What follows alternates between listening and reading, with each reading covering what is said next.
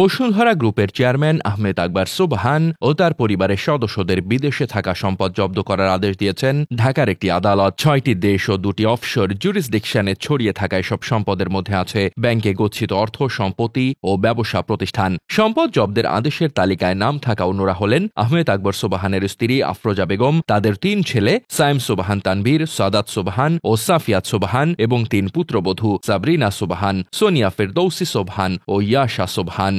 দুর্নীতি দমন কমিশনের আবেদনের পরিপ্রেক্ষিতে ঢাকা মহানগরের জ্যেষ্ঠ বিশেষ জজ মোহাম্মদ জাকির হোসেন গত ২১ নভেম্বরে আদেশ দেন। আবেদনটি করেন তদন্তকারী দলের প্রধান দুর্নীতি দমন কমিশনের উপপরিচালক নাজমুল হোসেন।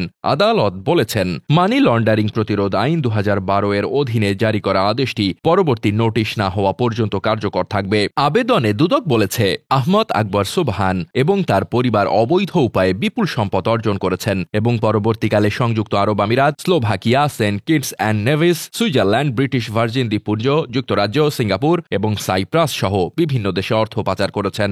আদালতের আদেশের অনুলিপি স্লোভাকিয়ার state registrar, Saint Kitts and নেভিসের সিটিজেন ইন্টারন্যাশনাল, সুইজারল্যান্ডের chamber of commerce and industry, British Virgin দ্বীপপুঞ্জের অর্থ, শ্রম ও বাণিজ্য মন্ত্রণালয়, UK department for business and trade, exchange of Singapore, সংযুক্ত আরব আমিরাতের হাবিব ব্যাংকের চেয়ারম্যান এবং সাইপ্রাসের স্বরাষ্ট্র মন্ত্রণালয় এবং ভূমিজরি বিভাগের প্রধান নির্বাহী কর্মকর্তাকে পাঠানো হয়েছে। এ ব্যাপারে তাদের কাছে পারস্পরিক আইনি সহায়তার অনুরোধও জানানো হয়েছে।